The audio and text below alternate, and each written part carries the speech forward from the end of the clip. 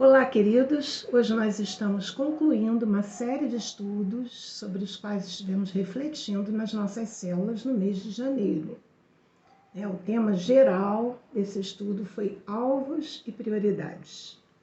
E hoje a gente está encerrando esse tema. Nós já tivemos vendo como lidar com fracassos anteriores, quando a gente pensou em alcançar alguma coisa e não alcançou, como a gente pode perceber como acertar as nossas prioridades, como enfrentar os medos e os obstáculos. E hoje a gente quer pensar um pouco sobre, tudo bem, já vimos todas essas coisas, mas como é que eu posso estabelecer alvos para a minha vida? Então, a primeira pergunta que eu quero fazer para você ao concluir esse mês é: o que é um alvo? E eu vou mostrar para você aqui uma figura que talvez te inspire. Quando a gente pensa em alvo, a primeira coisa que vem à nossa mente é exatamente uma imagem dessa, não é mesmo? A de uma flecha ou algo parecido que acerta aquele ponto concêntrico no meio de muitos círculos. Quer dizer, acertar na mosca seria isso, né? Na verdade, alvo é isso mesmo. Alvo ou meta é aquilo que se pretende alcançar. É um objetivo, é uma finalidade. E aí, na primeira semana dos nossos estudos, nós estivemos vendo que nós não somos como aqueles que caminham sem meta, sabe? Apenas, como dizia aí o cantor, deixando a vida nos levar, improvisando. E o pastor, nessa ocasião, na primeira semana, ele contou, inclusive, a história de um ferreiro que pegou o metal, o ferro, e disse: vou fazer alguma coisa com esse ferro, vou fazer uma espada. E aí ele começa a fazer a espada, mas depois muda no meio do caminho, resolve fazer um outro objeto, e no final ele vai fazendo, no final não faz nada, ele acaba tirando aquele material quente na água fria e faz aquele chiado, né? Quando o metal cai na água fria. E ele diz: bom, pelo menos o chiado a gente conseguiu. Na verdade, a gente não é para caminhar assim, né? Há pouco tempo atrás nós lemos em nossa igreja, de uma maneira coletiva, nós lemos aquele livro Uma Vida com Propósitos. E a gente sabe que Deus tem propósito para a nossa vida, não apenas um propósito geral, uma meta geral que todos nós temos, nós vamos ver isso daqui a pouco, mas metas específicas, que Deus vai nos conduzindo a fazer escolhas, objetivos durante a nossa caminhada que nós vamos programando alcançar. E, na verdade, a gente vê que o estabelecimento de alvos, vimos isso também na primeira semana, que o estabelecimento de alvos, ele está muito ligado à questão da identidade. Os alvos que eu estabeleço têm muito a ver com aquilo que eu sei que eu sou. E o exemplo usado na primeira semana foi o do povo de Israel, aquele exemplo clássico de um povo que andou em círculos durante 40 anos, numa jornada que poderia ser muito mais curta, mas que acabou tomando todo esse tempo porque eles ainda estavam sem clareza sobre a sua própria identidade. E o pastor leu conosco naquela ocasião o Salmo 95, eu não vou relê-lo todo, mas apenas a parte em que o salmista chama o povo de Israel a louvar a Deus e declara a convicção de identidade desse povo. Quando ele diz assim: venham, adoremos, prostremo-nos, ajoelhemo-nos diante do Senhor que nos criou, porque Ele é o nosso Deus e nós o seu pasto, ovelhas da sua mão. Então hoje, se ouvirem a sua voz, não endureçam o coração, como em Meribá, como no dia de Massá, no deserto. E aí ele vai descrevendo, e no verso 40 ele diz: durante 40 anos estive desgostado com essa geração. E disse: é povo transviado, povo de coração transviado, que não conhece os meus caminhos. Então, nós percebemos que foi preciso todo esse tempo para que esse povo formasse uma consciência de identidade, de quem eles eram em Deus, para caminhar com metas de acordo com os valores e com os princípios dessa identidade estabelecida. Então, quando nós caminhamos com Deus, nós não andamos sem direção, muito pelo contrário. A Bíblia nos diz que há uma direção a seguir. Nossa vida não apenas tem propósito, mas tem direção. O Salmo 25, verso 12 diz: ao homem que teme ao Senhor, ele o instruirá no caminho que deve escolher. Então, essa consciência da nossa identidade em Deus e essa certeza da direção de Deus nos leva a caminhar com passos definidos, com passos decididos. O apóstolo Paulo, em 1 Coríntios 9, é um texto em que ele está defendendo o seu apostolado e ele termina fazendo uma comparação da nossa caminhada com a caminhada de um atleta. E ele diz assim: todo atleta em tudo se domina, aqueles para alcançar uma coroa corruptível. Nós, porém, a incorruptível. Assim corro também eu, não sem meta. Assim luto, não como desferindo golpes no ar. E eu fiquei pensando nessa imagem de desferir golpes no ar. Vou mostrar aqui uma outra figurinha para vocês, já que a gente falou sobre alvo e mostrou a imagem do alvo. Eu penso que desferir golpes sem objetivo é mais ou menos isso. Paulo diz que ele não corre sem meta e luta não como desferindo golpes no ar, ou seja, sem direção, sem objetivo, sem propósito. Sabe, uma das coisas que me fascina na vida de Jesus é que ele tinha uma noção tão clara, não apenas da sua identidade, mas do propósito da sua vida, que todas as coisas que ele fazia, os movimentos que ele fazia, sempre eram marcados e manifestavam esse propósito na maneira como ele ia vivendo. Quando ele chega ao final da sua vida, Jesus não era uma pessoa que fazia as coisas por fazer, sabe? Ele tinha um propósito, ele tinha um objetivo. Numa situação em que ele parasse para conversar com alguém, ele tinha um objetivo ali, ele tinha uma meta. Como com a samaritana, ele tinha uma intenção. Né? Quando ele parava num poço e via um homem já desesperançado, sem perspectivas, ele sabia o que ele ia fazer naquele lugar. No final da sua vida, na oração sacerdotal, que é narrada apenas pelo Evangelho de João, no capítulo 17, há um versículo pequeno que para mim, ele é tão eloquente. É João, capítulo 17, verso 4, que diz assim: eu te glorifiquei na terra, completando a obra que me deste para fazer. Na verdade, a obra que me confiaste para fazer. Sabe o que é você chegar no final da vida e dizer assim para Deus: eu te glorifiquei na terra, porque a minha vida, tudo que eu fiz, todos os meus movimentos, as minhas atitudes, foram nessa direção de glorificar o teu nome com a minha existência. E Jesus diz: eu te glorifiquei na terra, consumando ou completando a obra que tu me confiaste para fazer. Isso nos inspira. Nós não andamos sem meta, nós temos uma meta que é comum a todos nós, mas nós temos metas específicas, objetivos específicos que, segundo a promessa que nós lemos do Salmo 25, Deus nos instruirá nessas escolhas, nessas decisões, nessas tomadas de direção que a gente vai fazendo ao longo da vida. O alvo, ele pode ser geral, como a gente já viu, que é um alvo de vida, uma meta de vida, mas também podem ser alvos específicos. Nós, na verdade, temos um alvo comum a todos nós, e ele está descrito em Hebreus, capítulo 12, lá nos primeiros versículos, né?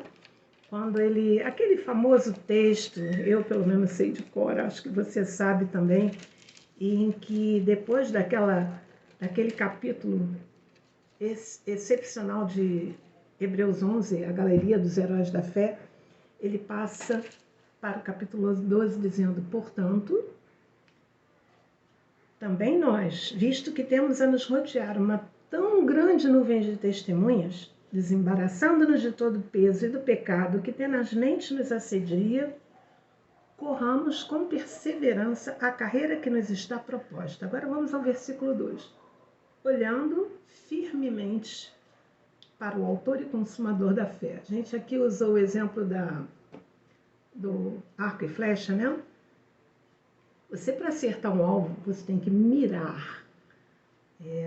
Isso quem faz também escola de tiro, essas coisas, sabe que para você acertar o alvo, você tem que...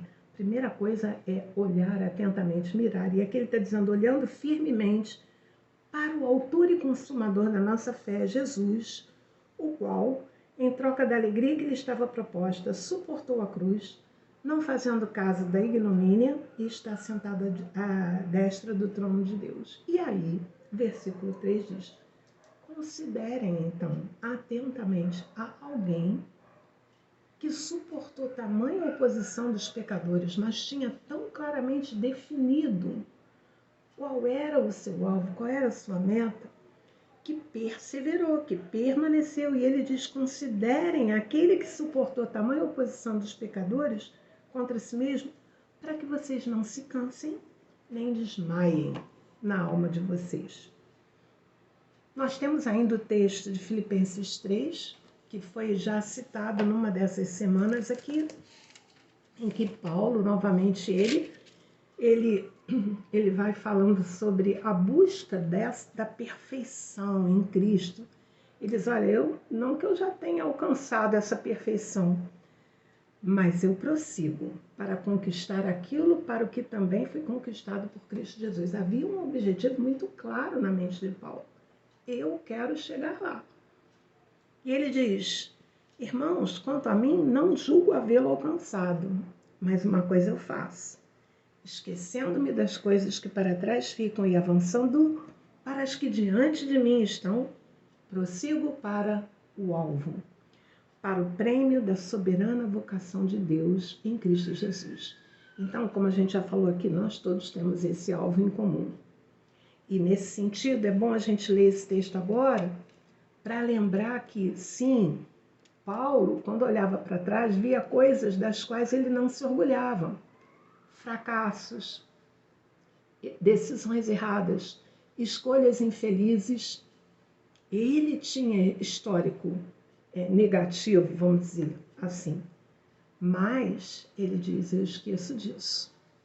Os fracassos, e isso foi uma das coisas que foi ventilada aqui na nossa segunda semana desse tema, os fracassos anteriores não definem a minha caminhada atual com Deus. Aquilo que ficou para trás, eu posso até usar como aprendizado para me fazer escolher diferente, estabelecer metas de maneira diferente, com base em prioridades diferentes, agora que eu caminho com Deus, com base em valores diferentes, mas os fracassos anteriores não me paralisam. Até foi citado também, naquela ocasião, quando se falou em fracassos anteriores e obstáculos, o pastor se referiu àquele momento em que os discípulos, desanimados, depois da morte de Jesus, depois da ressurreição de Jesus, voltaram para pescar e não conseguiram nada, e conhecemos a história, e Jesus disse, voltem para o mar, façam outra vez. E aí tem aquela célebre resposta do discípulo que diz, olha, nós pescamos a noite inteira e não conseguimos nada, mas sob a tua palavra nós vamos lançar as redes e a gente sabe o resultado disso. Então, nós temos essa promessa de Deus, de que Ele nos ajudará a escolher corretamente. Salmo 25:12, que eu já citei aqui anteriormente, que ao homem que teme ao Senhor, ele o instruirá no caminho que deve escolher. A questão é, o fato de termos essa certeza de que Deus nos orienta não nos exime de ter alguns passos práticos, de planejar. E o texto citado aqui para a nossa reflexão na célula essa semana é uma palavra de Jesus a respeito da importância de programar, de planejar, de calcular, de avaliar. Está relatado lá em Lucas capítulo 14, dos versos 28 a 30. Na verdade, eu queria que você reparasse como é que esse texto começa. Esse texto começa dizendo assim: grandes multidões o acompanhavam. Acompanhavam quem? Jesus. Grandes multidões o acompanhavam. E ele, voltando-se, lhes disse. E aí ele usa duas figuras para ilustrar como é importante você avaliar o custo de segui-lo. E isso está muito bem explanado naquele livro O Custo do Discipulado, que nós fomos estimulados a ler esse ano. Eu já li, recomendo, uma leitura formidável. E o autor ele se aprofunda bem nesses dois exemplos citados por Jesus em relação à prática do discipulado. A verdade é que essas duas figuras foram usadas por Jesus quando ele olhou para a multidão que seguia ele e disse: olha só, vou contar duas historinhas para vocês aqui. A primeira é de um homem que resolve construir uma torre. E ele diz assim: qual é de vocês que, querendo construir uma torre, não se assenta primeiro para calcular a despesa e verificar se tem os meios para concluir? Para não suceder que, tendo lançado os alicerces e não a podendo acabar, todos os que a virem zombem dele, dizendo: esse homem começou a construir e não pôde acabar. Então, nesse sentido, o que significa esse cálculo do custo? É saber se você tem recursos, e aí no caso usado por Jesus, na figura usada por Jesus, recursos financeiros, se ele tem recursos materiais para construir a torre. Mas isso se aplica a qualquer empreendimento, qualquer meta que a gente vai estabelecer. Temos recursos, quer dizer, eu tenho potencial em mim para concluir isso que eu quero fazer. Esta é uma meta, é um objetivo prático que pode ser alcançado. Às vezes a gente estabelece, esse é um dos passos importantes quando a gente vai estabelecer um alvo ou uma meta pessoal. Às vezes a gente estabelece uns alvos fora de noção, eu posso dizer, por exemplo, que esse ano eu vou ler tantos livros, mas eu não tenho nem a lista do que eu quero ler e nem estou separando um tempo para isso. Eu posso dizer: esse ano eu vou perder peso. Mas se eu não estou fazendo nada, se eu não planejo, então eu vou perder peso, eu vou fazer uma dieta, eu vou fazer exercícios, fica só no imaginário. E aí você se frustra, porque você vai ali na balança e ela te diz que você não foi muito adiante, não é verdade? Então, quando Jesus usa esse exemplo do cálculo para construir a torre, ele está dizendo: olhe, veja se essa meta, se esse objetivo que você está estabelecendo, se ele é claro, se você pode avaliar e ver assim: não, eu tenho como chegar nisso, eu tenho como fazer. Outro exemplo que Jesus usa é de um rei que vai para uma guerra, e ele aí diz: ou qual é o rei que, indo para combater outro rei, não se assenta primeiro para calcular se com 10 mil homens poderá enfrentar o que vem contra ele com 20 mil? Caso contrário, estando outro ainda longe, envia-lhe uma embaixada pedindo-lhe condições de paz. Então, aí pode parecer que essa segunda figura também fala sobre a questão de recursos. Será que o rei tem recursos para vencer o outro exército? Mas não, aí está falando sobre um outro conceito de custo, que é calcular o que vai custar, nesse caso do rei, é tomar consciência do que se vai perder e do que se vai ganhar para tomar uma determinada decisão. Então ele olha, avalia o exército que ele tem, avalia o outro, ele diz, bom, vou mandar o pessoal para a guerra ou é melhor mandar uma embaixada de paz. É mais interessante isso.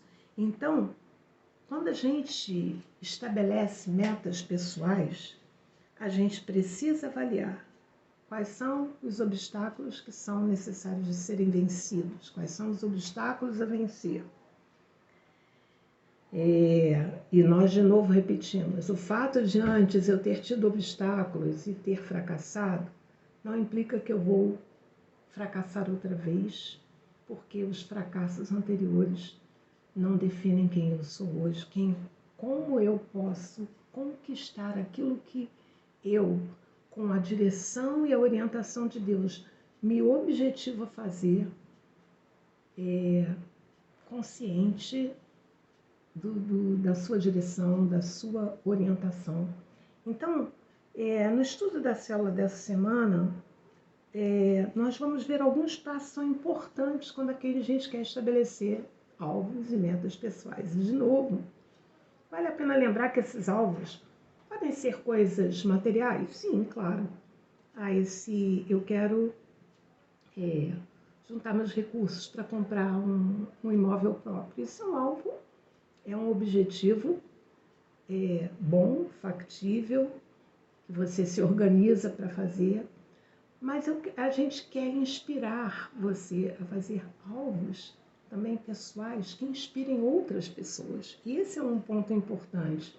Então, como é que você pode glorificar a Deus, né? Como Jesus disse na sua oração sacerdotal, andando e caminhando com metas e propósitos pessoais alinhados com a direção dele para a sua vida e para o seu ministério.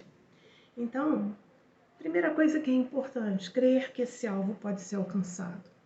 Segundo, alvos e metas que estabelecemos, eles têm que estar andando junto com os valores nos quais nós cremos.